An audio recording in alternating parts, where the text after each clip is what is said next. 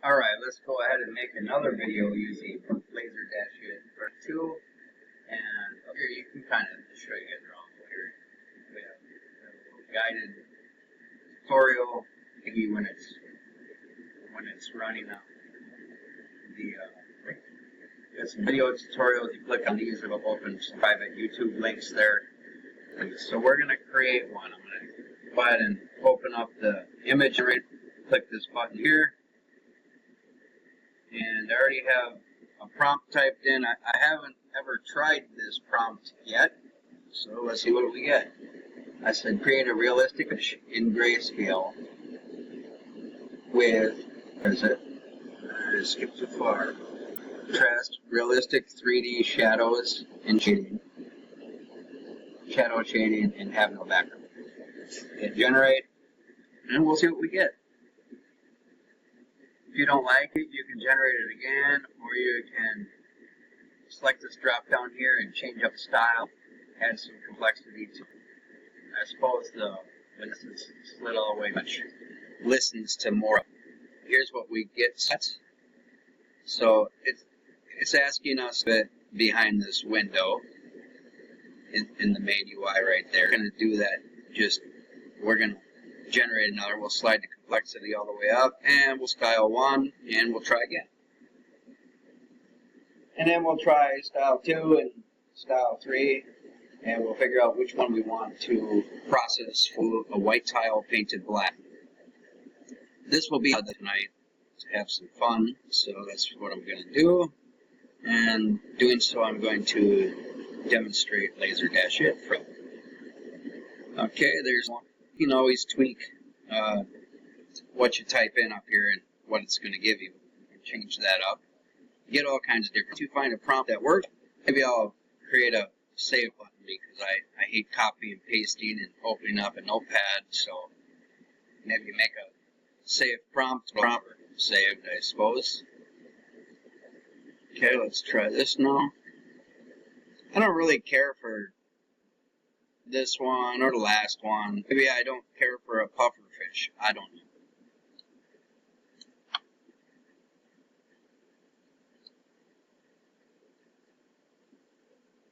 Okay, let's see what it gave us here. I do like that one a little better. Let's move this halfway. And let's save this one. So slow.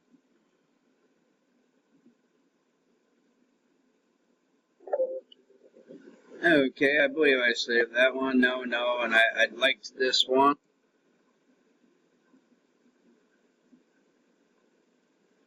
Over here. See what we get when we go halfway and generate. With the complexity. Up here, not right there. Other than that, this is going smoothly. Yeah, let's do that one. 4.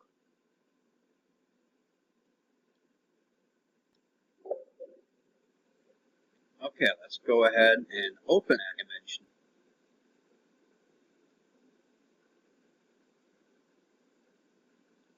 Okay, let's take a look around here. Let's go ahead and let's remove the background because it's kind of gray and it's a gradient, and that's going to process all of this because of that gradient. So let's go ahead and remove the background, see how it does on that. Typically this remove background tool is a pretty good tool, and it works very well like 99% of the time. And then I have to go and remove a little bit extra, it forgets or whatnot, and I'm putting cropping tools into here so to make that easier on. Alright, that looks good to me. Now let's go ahead and run a pixel restoration on this. So press pixel restoration, and this is gonna, it's already a decent image, it's already really clean. This button here is gonna be really good for when you have, you know, bad quality photos of people and whatnot, or logos, or, you know, super pixelated and whatnot. This is going to help clean all that up. You see how much nicer it got I mean, it was already nice to start, but it's still going to give you a little bit better foot forward, even when you start with a clean image. And now we move on to, okay, so down here, background removal, 100. So we've done that. 100, we've done restoration. So now, if you're not going to do restoration, if it doesn't need it, like this photo didn't really need it, so I would be removing the background. And if it didn't need that, then I would start right here. So I'd press this button if it was a perfect clean image, and we'll wait for this meter to get to 100. Then we'll change back to green, and the display on the right side will update when it's complete. And then we'll keep the size and DPI the same as the last two I've done on painted tile. And then we'll go ahead and press step 4 after we enter our width or height. You only need one dimension or the other. The software knows the shape of your photo, whether it's a square or a rectangle or portrait or landscape mode. So you only need one dimension. You just basically need to know how big your material is and how much of it you want to take up with the photo. So just fit it within your material's boundaries. DPI is you're going to want to not. I'm using a 1.5 inch lens right now, and I'm getting a really good result with this. It can go up to 400 for me with a 1.5 inch lens, but it looks really good and clean at 353, and it doesn't really need to go any higher.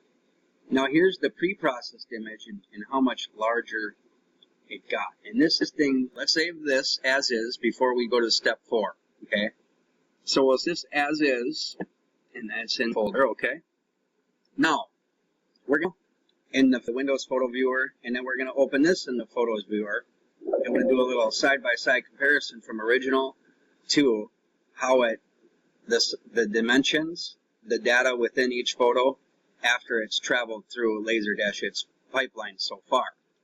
So let me go ahead and go over and get that photo opened up here.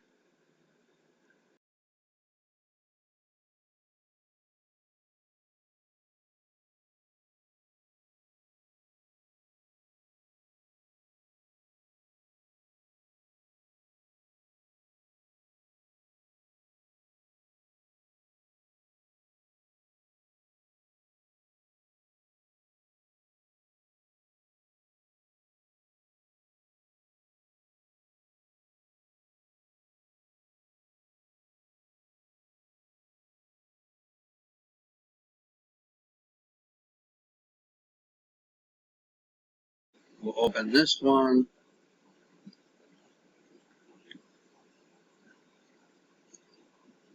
This is the original with the background. One over to the left. It's frozen now. So now you can see here, this one's at 78%, but it's almost the same scale. Now it's the same bigger scale than the original. The original is 1024 by 1024 with 1.8 megabytes of data down here. And the process through 17.7 megabytes from 1 gigabyte. So it's giving you the best foot forward visually and with the data. So this is what's really important within a photo. You're sitting down here. I mean, this isn't bad. This was pretty good to start, but Facebook photos and whatnot, like the one I did of the couple kissing tonight, that one was like 57 kilobytes original size. And, you know, we boost that up with the software Laser DaSH-IT. So let me close these down here before it keeps lagging my computer even more. Alright, so now we're going to process it to use with the laser. If you're going to use anything but wood, you just come to this step after you enter either a height, width, and a DPI. Now experiment with this because each lens is only capable to go so high, and if you exceed it, you're going to get not very good results. So if you're going to use wood, use this right here. Just turn this on, play with the DPI. My machine in the 1.5 inch lens likes it at 500 DPI. DaSH-IT switch here. This one here is the older wood process from version 1. It's still good, and I have improved it from the first version, so it will give you a little better result on wood from where it was originally. And this one will just blow that away once you figure this one out. I got my size and I got my DPI. Press step 4 and you can see the gauges here on where we've been along the way. So step 4 now, and this meter will run, and when that's at 100, this will get zoomed in right here in the detail level of the processed photo, laser ready processed photo. And when we zoom back out to a zoom level like this, appears on screen, color and all will match what you see here. If it's going to be any black material that turns white, it will resemble this. White tile painted black, glass painted black, clear acrylic, raw glass. You know, clear acrylic and raw glass, if you have like a dark room or what behind it, you know, simulating your blacks that will be missing in clear. Otherwise, you can paint the back of clear acrylic, you can paint the black of glass, and then you can get a real black and white with both colors in existence, in person, in reality, or whatever. So, you know, it's a solid black and white result you'll get versus something that's clear that's missing the blacks naturally. Unless you know, of course, add black paint or a black room or a black, you know, sky at night as your black background to make your blacks when it's glowing.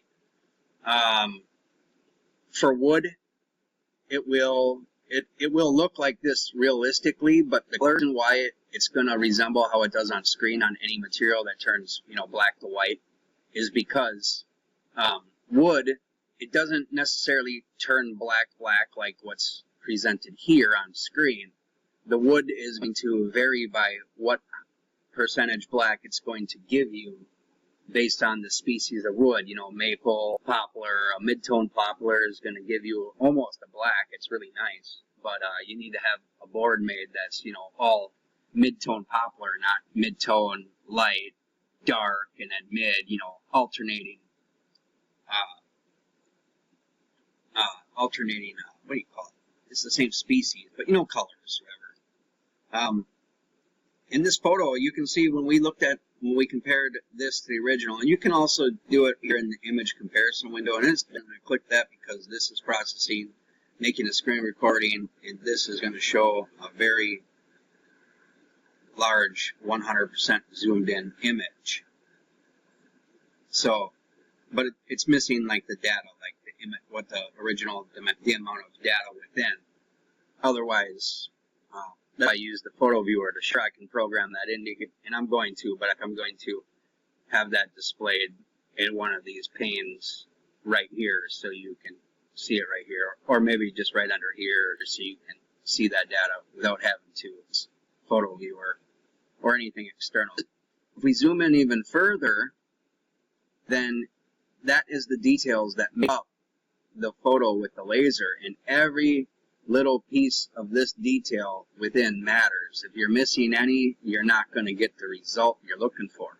Now, when we zoom out after it gives us the processed image here on screen, if we zoom out right about here, or further zoomed out anywhere up until that point where it starts not looking like a photo because it's getting the level like right about now, but when you zoom out, right here is exactly how it will appear on file when you have the perfect calibration with your machine and you have perfect settings. Now, onto the settings, we're going to open up this settings suggester here. Now, this is a very smart tool. It's self-learning, and it's going to learn your machine. Up here, we have the selection of wattages. If your wattage isn't on here, just pretend 40 watt is a 20 watt or a 30 watt or just whatever. Just choose one. I'm going to get some more in here and cover all lasers. There'll be a category for CO2, fiber, diode, and then there'll be the wattages for each. And then, you know, I don't think there's different lenses for a diode, but, you know, I may be ignorant. Mine doesn't have any extra lenses, and I just don't think they have them. But I could be wrong. I'm just trying to get through this video here. The fiber laser has several different lenses, and, you know, here is for CO2 here. You know, this is just the ones that are, you know, worthy of doing photos. Anything over a 2.5. A 2.5 will do a beautiful photo, but you need to keep your DPI low enough to not exceed the capability of that lens. So I'm going to use a 1.5 inch lens. It's a 100 watt AP laser. The size of my photo, we set it at 5.8 inches just because it's a square, so it's the same. 353 DPI. And if you don't remember, it's all right down here where you before you processed and got to the stage, you entered it already, so just reiterate that there. We have painted tile selected. I will add more materials here. And now we're going to analyze this image, and it's going to pull data points off of this image after inspecting this image here. And it's going to get into a log, which I showed in another video. You guys should check that one out. I'll show you guys the little database that this is making and writing to, so your personal computer can remember and learn from your machine.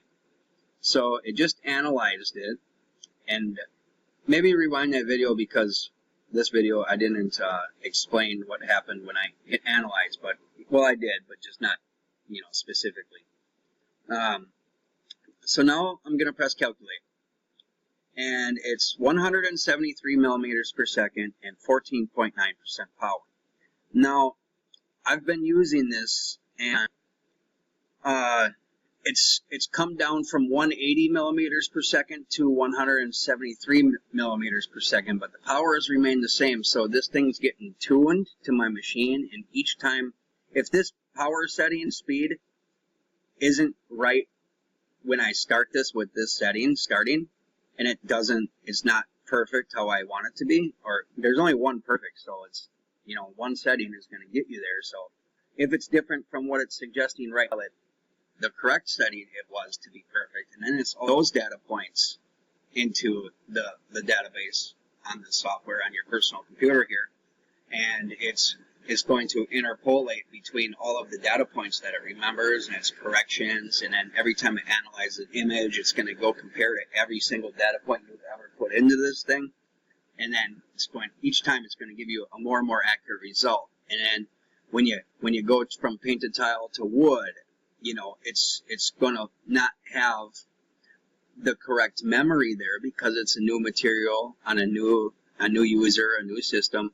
So when I go start working with wood, it's going to build a data set for wood, and I'll come back and correct it, and eventually it's just going to start getting me spot on your painted tile, whatever material I start working with, or lens, or even a different machine.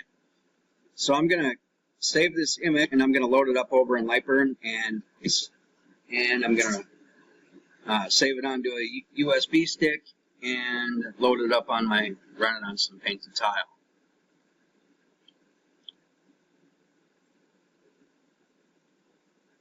Okay, I'm here real quick here. Grab my USB stick and change the directory here where it's trying to save it to.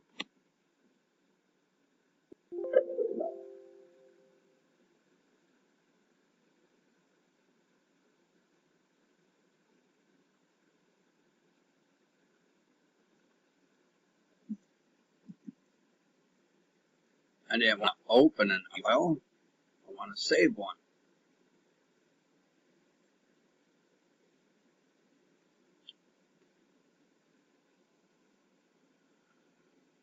Puffer.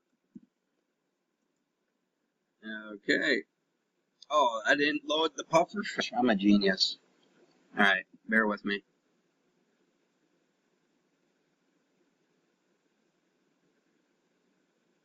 Wait. This thing yet?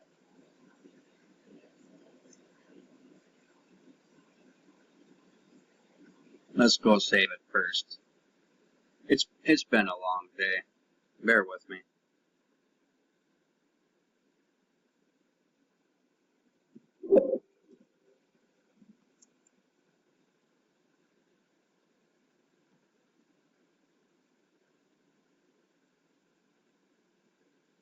Man, I'm really not with it. Sorry. Alright, currency yes, because we removed the background. load it in the LightBurn, and then save the artwork sent to your machine. There we go. This is how it will look detail level. Every little detail will be burned onto the tile. And this zoom level right here is how it will look on the tile complete. And I believe it said, what did it say, 173 and 14.9 on settings suggest feature there. Press OK. Save RD.